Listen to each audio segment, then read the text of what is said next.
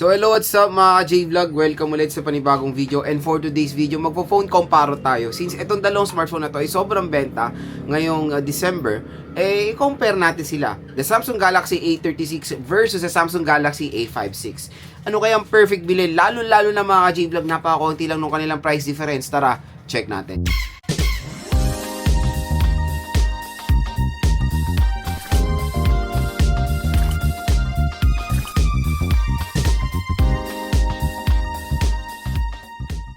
So and for today's video, another phone comparo na naman tayo, and this time pagko-compare natin yung dalawang mabenta na A-series and of course yung dalawang top of the line sa A-series, which is the Samsung Galaxy A56 and the Samsung Galaxy A36. So itong dalawang smartphone na to, yung pinakamataas na specification na pwedeng ma-offer ni Samsung ngayon, pero there's a rumor na babalik ang A7 series. So yung A70 series, so sinasabi nila na magkakaroon daw ng A77.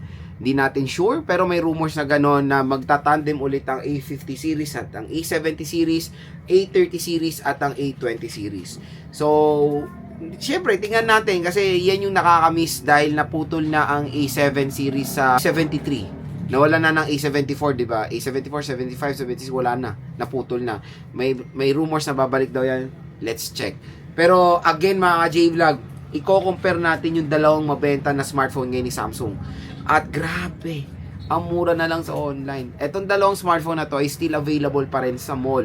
Sa mga third party, sa mga official offline stores ni Samsung sa mall, SRP. Ang A36, 256 around 20,000. Ang 256 ng A56 is nasa around 26,000 pesos. Sobrang expensive kumbaga. Dito kasi, sa official store ni Samsung sa online, dito sa ating view products, nandito lang yan. Mura lang ang A56 at ang A36. Ang A56 pwede nyo makuha ng around 14 to 15,000 pesos. Napakamura talaga. And that is the 256. Na ang SRP niyan is 26,000 pesos. Tapos, so ano siya? 50%, di ba? 50% less. Tapos yung A36, pwede nyo makuha ng 11 to 12,000 pesos. Napakamura mga idol. Nakikita ko iba nagko-comment loads. Nakuha ko lang siya ng 11.2, 11.5. Congrats dahil sobrang sulit ng A36. And syempre, nakuha nila ng ganyang mababa dahil in-apply nila ang ating special voucher. So, pag clinic nyo tong view products natin dito, yung link ng product, meron magge-generate na voucher up to 1,000 pesos off. Napakasulit mga J-Vlog. So, syempre, the purpose of this video is para makatulong sa mga consumers natin. At syempre, para makatulong din sa kanila maka-discount. Yan ang purpose din ng ating product link. Kasi, kumbaga, yung extra nyo na pwede nyo ma-discount na 1,000, 2,000, pwede nyo magamit for your Noche Buena. Kahit sinasabi, kasya na around 500 pesos. Hindi natin sure, di ba? So, pwede nyo bigay sa mga inaanak nyo yung extra na makukuha yung discount, di ba? So, laking tulong din, of course, sa mga ibang consumers. And ngayong holiday season, syempre, nakuha na natin ang mga bonus natin. Gusto na yung iba, kating-kating na mag-upgrade. At yung iba, gustong makahanap ng secondary smartphone nila, pangregalo sa magulang nila, sa anak nila, or sa mga jowa bells nila, di ba? Ito na ang perfect na ibigay sa inyo yung mga Samsung devices. So for me, I've been a Samsung user mga 14 years. Yes, kasi 2011 ang first Samsung ko is yung QWERTY. Sobrang umuuso dati yun nung college days namin. QWERTY keypad pala ako noon. Nang pinaka first na touchscreen ko is J series pa. So, ang tagal ko ng Samsung user, kaya when it comes sa durability, reliability, masusubukan na talaga natin ang Samsung. So, eto, syempre, mga consumers, ano ba loads? A56 ba ako or A36? Kasi, usually, mga 4,000 plus lang ang kanilang price difference. Ano ba talagang pinagkaiba nila? Kasi, ano ba, ano na ba ako? Full, ano na ba ako sa A56?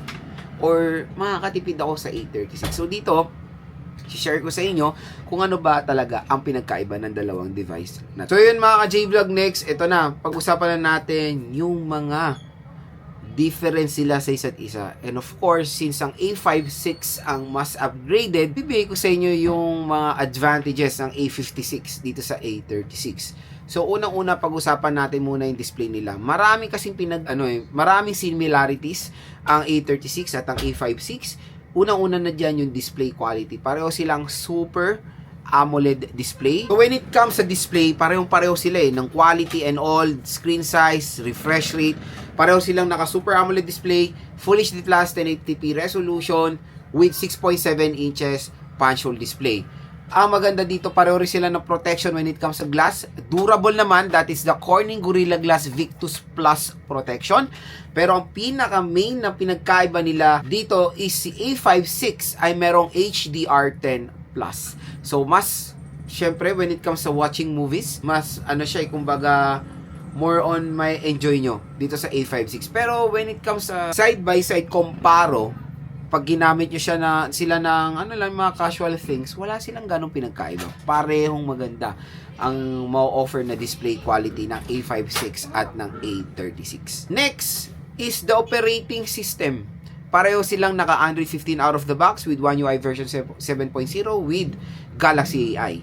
At ang maganda, pareho rin sila masosupport ng napakatagal na software update ni Samsung. Ang sinasabing promise time ni Samsung when it comes sa software update, 5 to 6 years of major software update. So, nagsimula sila sa Android 15, baka matapos sila sa Android 21. Grabe, ang tagal nun. Tapos, pag natapos sila sa Android 21, hindi pa doon nagtatapos yung lifespan nila. Yung mga software, kasi yung mga application, maso-support pa po ang Android 21 ng napakatagal.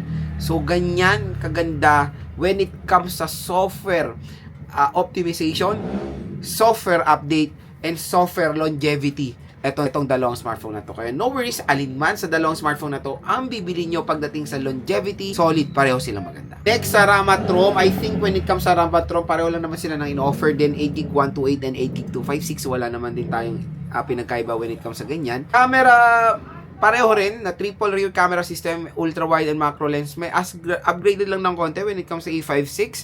Dahil 12 megapixel ultra wide siya and 8 megapixel ultra wide camera sa A36. Yun lang. Tapos yung iba pareho na. Both smartphone can support 4K video recording up to 30 FPS. So okay naman when it comes sa camera quality. Itong A36 and A56 pareho maganda, to be honest. Syempre, I know hindi naman tayo nagbe-base sa taas sa megapixel pagdating sa quality ng mga photos natin, pero specification wise, upgraded ang A56 ultra wide camera. Ito talaga ang pinagkaiba ng A56 at A36 at sobrang maguguluhan talaga kayo kasi si A56 is Exynos 1580 and the A36 is the Qualcomm Snapdragon 6 Gen. So pareho silang 5G. Parehong maganda naman sila in terms of gaming. Pero syempre yung 6 Gen 3 kasi usually pwede na natin siya makita for a budget 5G smartphone today. I think ang nagkaroon ng ganyang chipset is the Xiaomi Redmi 15 5G and nasubukan ko na yan. So far so good. A56 na try ko na yan sa game test, napaka-solid, maganda performance. Ang maganda kasi sa A56 processor talaga is mataas ang clock speed, 2.9 GHz octa-core. Ang A36 is 2.4 GHz octa-core. So yun yung talagang main na pinagkaiba ng A36 at ng A56 when it comes sa processor or sa chipset. Pero I don't know why, bakit ang dami pa rin ayaw sa Exynos. Kasi ako, na-try ko na lahat ng chipset and yung pinaka-reason nila why bakit hindi nila gusto ang Exynos dahil mabilis na mag-overheat. Again, depende na lang talaga sa paggamit nyo. Ako, nagamit ko na ng several weeks ang A56 at ang A36 and so far, when it comes sa gaming, ang pinaka nag-overheat lang talaga sila. Hindi naman overheat, nag-warm sa Genshin Impact and WoA. So, kung mapapansin nyo yung pattern, nag-overheat sila or nag-iinit sila pagdating sa mga heavy games or yung mga matatasan load. Giging reason nyo dahil syempre mabibigat yung game na yan, nagagamit talaga masyado yung mga processor nila. So lahat ng device, lahat po ng smartphone umiinit. Yung iPhone ko nga, mag-ML lang ako dyan ng parang 2 game ng ML. Ang init na yan, nagbabagang balita na yan. Lalo-lalo na pag yung mga Pro Max na mga naka stainless steel, ay nako, mapapaso ka dyan. So again, yung mga smartphone is wala pong fan yan. Sasakyan mo nga, computer mo nga, umiinit eh. Diba? Pag ginagamit nyo. Yung mga yun may fan. Ang mga smartphone walang fan. Pero yung mga ibang flagship ay gumagawa ng mga technology like the liquid cooling system para ma-ease yung mga overheating ng smartphone nyo. So, syempre, dito sa mga mura, I think ang A56 at ang A36 is walang mga cooling system yan. Pero mga processor nila is maliit, so power efficient. So, I think mas less heat naman din ang may experience natin sa mga devices na to. Pero when it comes sa overheating, expect nyo lahat po ng smartphone umiinit yan. Meron pa nga nagtatanong, Lods, bakit ganun? Kina-charge ko, hindi ko naman ginagamit, umiinit. Depende po sa room temperature nyo. Kung yung room temperature nyo mainit, tapos sinalpak nyo yan na hindi nyo ginagamit, iinit talaga yan kasi nga kina-charge nyo. So again, mga J-Vlog, huwag kayo matakot sa mga ganyan scenario. As long as yung mga ginagamit nyo naman pang charge is mga original na mga power brick.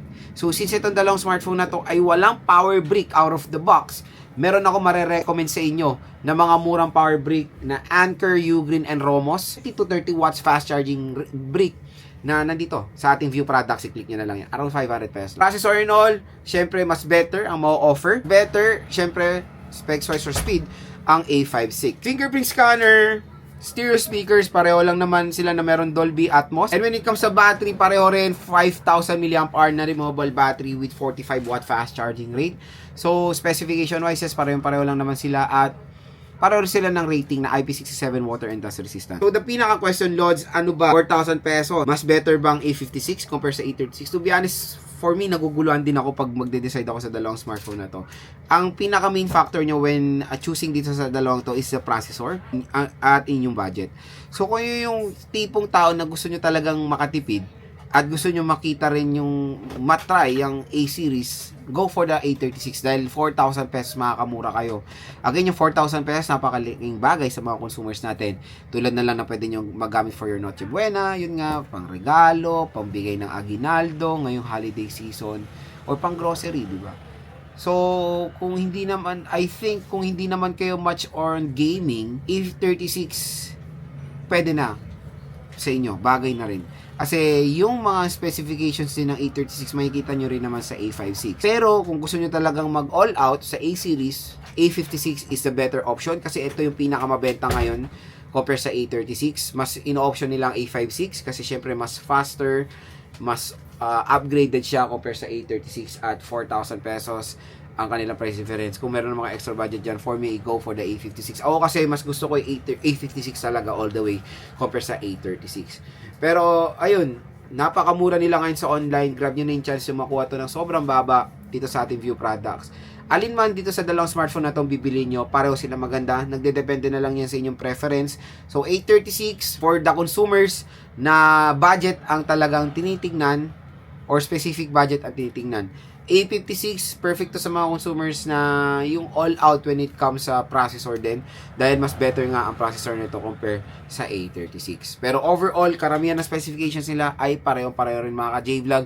Kaya nung pang hinihintay nyo, bumili na kayo ng A36 or A56 dito sa ating view products dahil mura at bagsak presyo lang dyan. Itong dalawang